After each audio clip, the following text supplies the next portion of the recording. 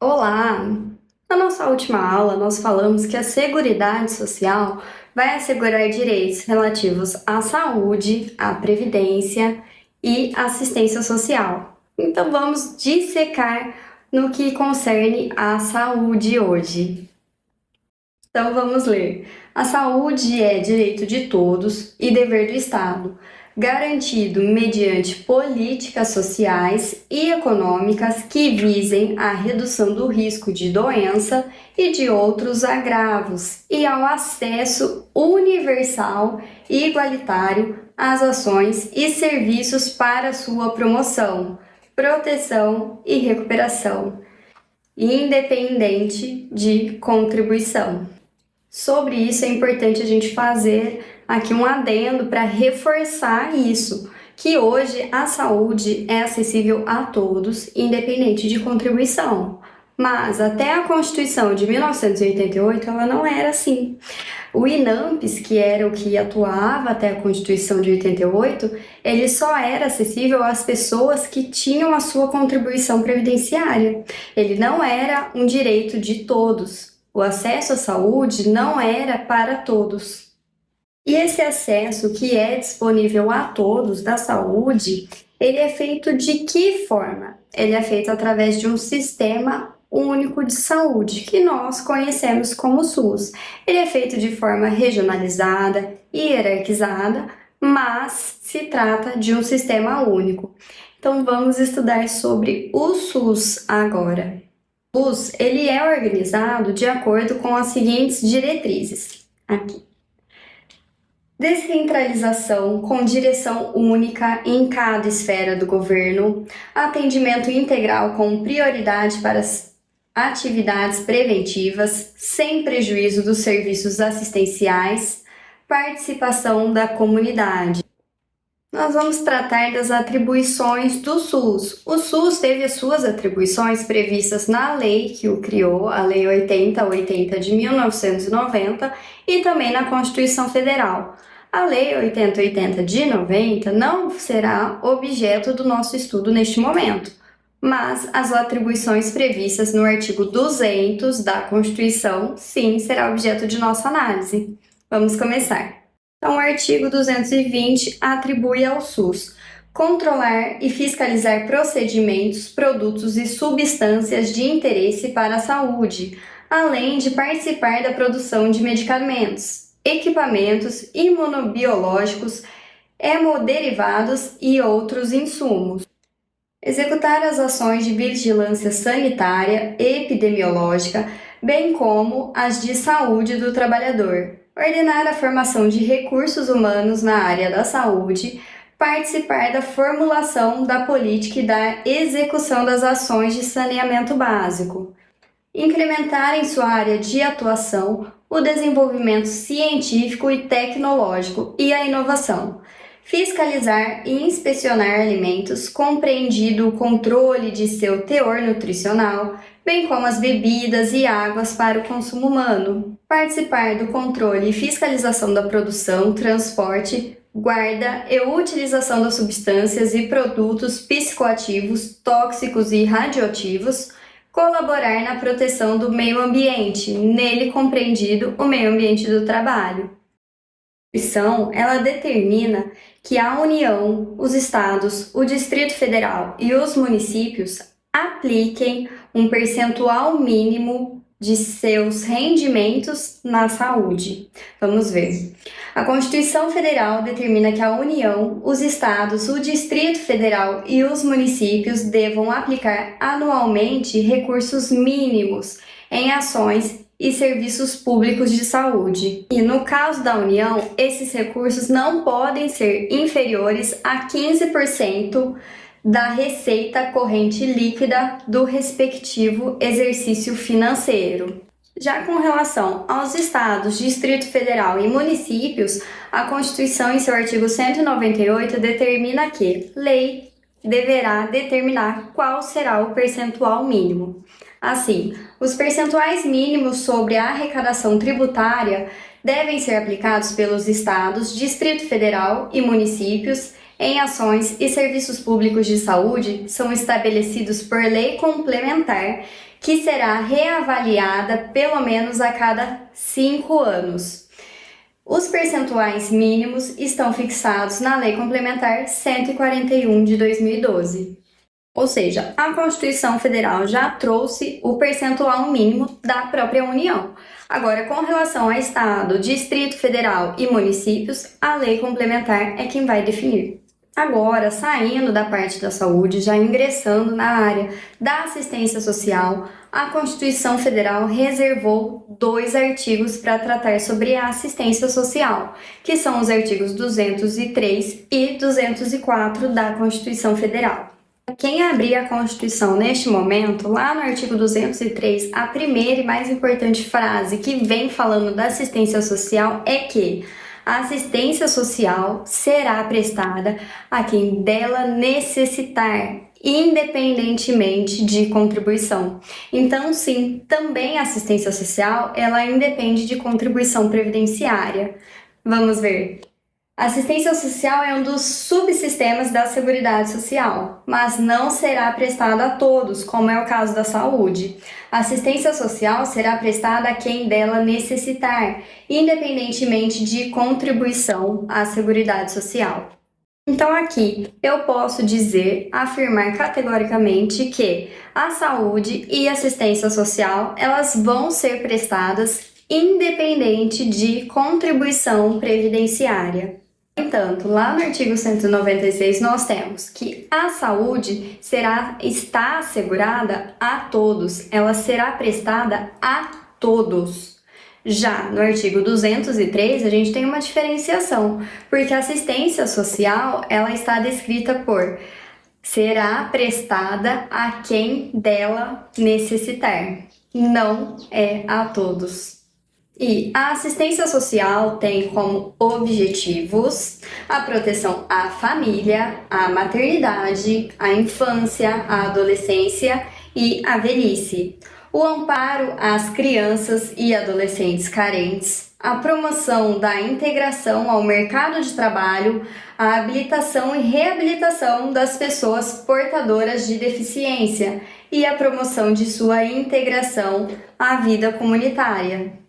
E por fim, e o mais importante da assistência social é também a garantia de um salário mínimo de benefício mensal à pessoa portadora de deficiência e ao idoso que comprove não possuir meios de prover a sua própria manutenção ou de tê-la provida por sua família. Ou seja, aqui a Constituição estipula que haverá um benefício pago no valor de um salário mínimo para a pessoa idosa ou portadora de deficiência. Para todo idoso ou portador de deficiência?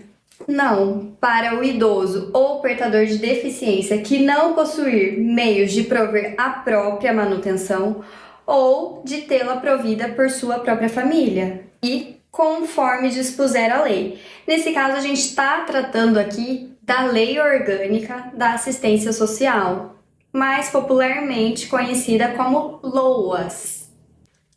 Pois bem, as ações governamentais na área de assistência social serão realizadas com recursos do orçamento da Seguridade Social, além de outras fontes.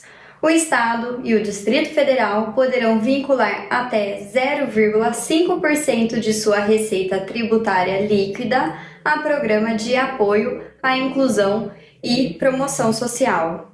O 204, parágrafo único, é mais um caso de exceção. Ele permite que o Estado e o Distrito Federal destinem até 0,5% de sua receita tributária líquida para programas de assistência social.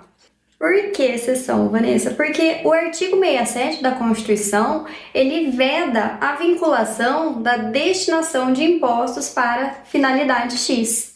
No entanto, o artigo 204, parágrafo único da Constituição, vem trazer uma exceção, na qual é possível que seja destinado 0,5% para programas de assistência social.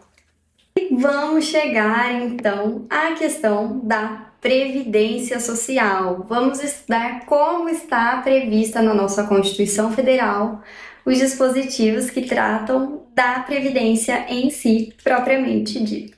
O artigo 201 da Constituição Federal, já com a alteração trazida pela Emenda 103 de 2019, dispõe que a Previdência Social será organizada sob a forma do regime geral, de caráter contributivo e de filiação obrigatória, observados os critérios que preservem o equilíbrio financeiro e atuarial, e atenderá nos termos da Lei A.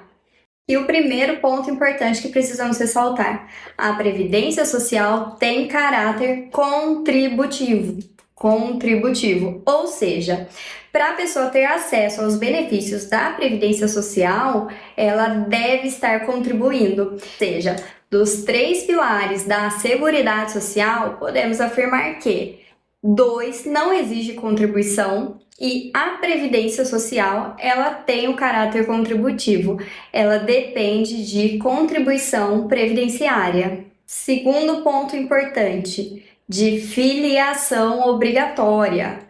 Ou seja, a filiação, ela não é opcional. A gente cansa de falar isso nos escritórios para trabalhadores autônomos, né? A filiação, ela não é opcional, ela é obrigatória. A partir do momento que a pessoa passa a desenvolver atividade remunerada, ela obrigatoriamente está vinculada à Seguridade Social, à Previdência Social. Ela é obrigada a contribuir, sim, para a Previdência Social. Além dessa contribuição obrigatória, um dos princípios com os quais a Previdência deve se preocupar é com o equilíbrio financeiro. O próprio artigo já menciona. Isso porque a Previdência Social ela deve se preocupar com que o benefício pago a seus beneficiários não desobedeça a esse equilíbrio financeiro da nossa sociedade. A Previdência Social ela veio para proteger o trabalhador no caso de um infortúnio social e uma condição que essa pessoa esteja impossibilitada de exercer a sua atividade remunerada de forma regular. Então, quais seriam esses infortúnios, né? Seriam, por exemplo, cobertura dos eventos de incapacidade temporária ou permanente para o trabalho e idade avançada, proteção à maternidade, especialmente à gestante, proteção ao trabalhador em situação de desemprego involuntário. Aqui nesse parágrafo 3º, a gente fala do seguro-desemprego, embora esse seguro ele não seja custeado com os recursos da Seguridade Social, ele entra aqui no meio da Previdência porque ele vai proteger esse trabalhador em um caso de um infortúnio, de um desemprego involuntário. Ele vai prover esse trabalhador com uma remuneração. Claro, atendidos os requisitos da lei que estabelece o seguro-desemprego. Outra forma também que a Previdência protege o trabalhador em razão do desemprego involuntário é o período de graça. A pessoa pode não necessariamente estar contribuindo para a Previdência, mas ela ainda tem um período que ela vai estar protegida pela Previdência Social, que é o que nós chamamos de período de graça. E nós vamos abordar mais para frente com mais detalhes, com mais riqueza de detalhes. Outra cobertura: salário família e auxílio reclusão para os dependentes dos segurados de baixa renda, pensão por morte do segurado, homem ou mulher, ao cônjuge ou companheira e dependentes, observado o disposto no parágrafo 2º. Aqui preciso fazer uma pausa com relação ao auxílio reclusão e salário família. Por quê? O legislador colocou que essa família vai estar protegida desde que atingidos os requisitos de baixa renda. A pensão por morte, aqui o parágrafo 2º estipula o quê? Que no regime geral de previdência social, a pensão por morte não poderá ser inferior a um salário mínimo.